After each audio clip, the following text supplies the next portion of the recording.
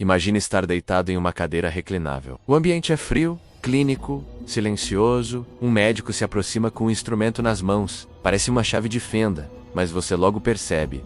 Aquilo vai atravessar o seu olho até alcançar seu cérebro. Não é ficção científica, é realidade e pior. Causar dano ao seu cérebro é exatamente o objetivo dessa cirurgia. Talvez você perca a fala, os movimentos ou a própria identidade. Você está prestes a passar por uma lobotomia, o procedimento médico mais sombrio e controverso da história moderna. E, lamento informar, mas já é tarde demais para voltar atrás. Capítulo 1 - o nascimento. Da lobotomia. Para entender como algo tão cruel foi possível, é preciso voltar no tempo e compreender o contexto da medicina da época. O termo lobotomia vem do grego, lobos, que pode significar parte do corpo, e tomia, que significa cortar, literalmente, cortar partes do cérebro. Esse procedimento começou a ser desenvolvido nos anos 1930, quando o conhecimento sobre o cérebro humano ainda era extremamente limitado e cercado de mistérios. Tratamentos modernos, como antidepressivos ou exames de imagem como a tomografia, sequer existiam. Naquela época, pacientes com transtornos mentais eram vistos como um grande enigma, e a medicina funcionava muitas vezes na base da tentativa e erro. Capítulo 2 - o início. Antônio Egas Moniz. Foi nesse cenário que surgiu o neurologista português Antônio Egas Moniz, um homem considerado um pioneiro. Item das mais controversos da medicina. Antes da lobotomia, Moniz já havia criado um procedimento chamado angiografia cerebral. Ele injetava um contraste visível no cérebro para estudar o fluxo sanguíneo. Uma inovação que salvou vidas, ao ajudar a localizar tumores cerebrais. Mas nos anos seguintes, ele teria uma ideia ainda mais ousada: tratar doenças como esquizofrenia, depressão e agressividade extrema, cortando ligações dentro do cérebro. Essa nova técnica foi chamada de leucotomia pré-frontal, a precursora da lobotomia moderna.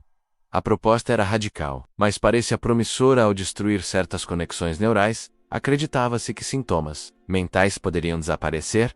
Capítulo 3 - o método perturbador. No início, a cirurgia consistia em fazer furos no crânio e injetar álcool etílico para destruir partes do cérebro. Depois, Moniz passou a usar um instrumento cirúrgico especialmente criado para isso, o leucótomo. Parecia uma chave de fenda, projetada para cortar, literalmente, as ligações entre o lobo frontal e o resto do cérebro. Moniz não realizava cirurgias com as próprias mãos. Uma doença debilitava sua coordenação. Ele apenas comandava os procedimentos. As primeiras 20 cirurgias foram realizadas em pacientes com depressão profunda, esquizofrenia e crises de pânico. Segundo os relatos da equipe, 7 pacientes melhoraram muito, outros 7, um pouco, e 6, nada. Mas o problema estava nos efeitos colaterais. Muitos pacientes saíam desorientados, apáticos. Outros simplesmente não voltavam a ser quem eram. Capítulo 4 - a ascensão nos Estados Unidos. Apesar das dúvidas, o mundo médico começou a prestar atenção, e então entrou em cena um nome que marcaria a história da lobotomia para sempre. Walter Freeman Freeman era neuropsiquiatra, não cirurgião. Trabalhou ao lado do Dr. Watts, que realizava as operações. No começo, a dupla aceitava operar apenas casos graves, e apenas com o consentimento da família. Mas Freeman tinha ambições maiores. Queria tornar a lobotomia acessível em qualquer hospital, sem a necessidade de salas cirúrgicas, anestesistas ou equipamentos sofisticados. Foi assim que nasceu a técnica mais assustadora de todas, a lobotomia transorbital. Capítulo 5 - a lobotomia transorbital. Você já viu isso no começo do vídeo. A lobotomia transorbital consistia em inserir um instrumento metálico parecido com um picador de gelo pelo globo ocular do paciente direto até o cérebro, uma martelada, depois outra. E o instrumento penetrava o lobo frontal, onde era movido de um lado para o outro para cortar as conexões neurais. Parecia prático, e de fato, era. Freeman começou a realizar centenas de procedimentos com rapidez, sem a presença de outros médicos. Às vezes realizava dezenas de lobotomias por dia, em qualquer lugar. E o mais preocupante, ele começou a operar qualquer paciente, com qualquer problema, menos dores de cabeça, ansiedade, insônia, irritabilidade. Capítulo 6 - a medicina. Vira pesadelou, que começou como um tratamento extremo para casos desesperadores. Rapidamente virou uma solução fácil para lidar com pessoas incômodas. Pior, mesmo, quando a comunidade médica passou a levantar sérias dúvidas Sobre a eficácia e a ética da lobotomia, Freeman ignorou tudo. Ele alegava uma taxa de sucesso de 85%, mas o que isso significava? Que 15% dos pacientes morriam, e outros tantos perdiam habilidades cognitivas essenciais. Muitos tornavam-se apáticos, confusos, sem emoção. Outros simplesmente deixavam de existir como antes. E mesmo assim, Freeman continuava com seus relatos otimistas em seus diários. Como se estivesse mudando o mundo. Capítulo 7, Menos casos chocantes 2.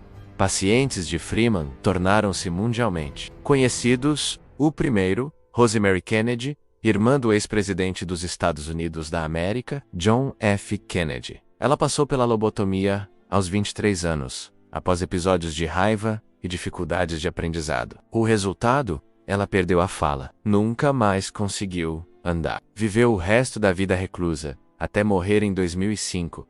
O segundo, Howard Dooley, lobotomizado aos 12 anos de idade. A razão? A madrasta o achava raivoso. 6 psiquiatras disseram que ele era normal, mas bastou um único encontro com Freeman para que ele fosse diagnosticado com esquizofrenia. Décadas depois, Dooley escreveu um livro, My Lobotomy. Nele, descreve como perdeu sua capacidade de sentir emoções. Isolado, frustrado, distante. A cirurgia me ajudou a controlar a raiva, escreveu, mas levou embora minha alma. Capítulo 8 menos o fim da lobotomia. Casos como os de Rosemary e Howard chocaram o mundo. A lobotomia, antes aclamada, começou a ser questionada seriamente. A chegada de novos medicamentos psiquiátricos, nos anos 1950, como os primeiros antidepressivos, tornou esse tipo de cirurgia obsoleta. Além disso, o Código de Nuremberg, criado após a Segunda Guerra Mundial, passou a regular as experiências médicas em seres humanos. A lobotomia, que até então era usada sem consentimento real, em muitos casos, começou a ser vista como uma violação dos direitos humanos. Pouco a pouco, o mundo proibiu o procedimento. Capítulo 9 menos uma. Ferida na história da medicina. Cerca de 40 mil lobotomias foram realizadas apenas nos Estados Unidos. No Reino Unido, foram 17 mil. Nos países nórdicos, outros 10 mil casos. E no Brasil, onde o Hospital Psiquiátrico do Juqueri, em São Paulo, foi o epicentro, algo ainda mais preocupante apareceu. Cerca de 95% dos prontuários de lobotomia eram de mulheres. Mulheres consideradas rebeldes, sexualmente ativas, inconvenientes, eram silenciadas com uma cirurgia que as transformava em sombras de si mesmas. Não era apenas medicina, era uma forma de controle social. Conclusão dramática. A lobotomia foi, talvez, o maior erro da medicina moderna. Mas mais do que um erro médico, ela nos revela algo profundo e perturbador sobre a nossa sociedade. Verdadeiro horror da lobotomia não está apenas nos instrumentos cirúrgicos ou nas técnicas bárbaras. Está na ideia de que algumas pessoas merecem perder suas emoções, sua identidade, sua humanidade, porque incomodam, porque não se encaixam. A lobotomia foi uma tentativa de resolver problemas complexos, com soluções rápidas, cruéis e simplistas. E isso quase sempre termina em tragédia. Que essa história nunca seja esquecida, e que ela sirva de alerta para o futuro da ciência, da medicina menos e da humanidade. Obrigado por assistir. E até a próxima.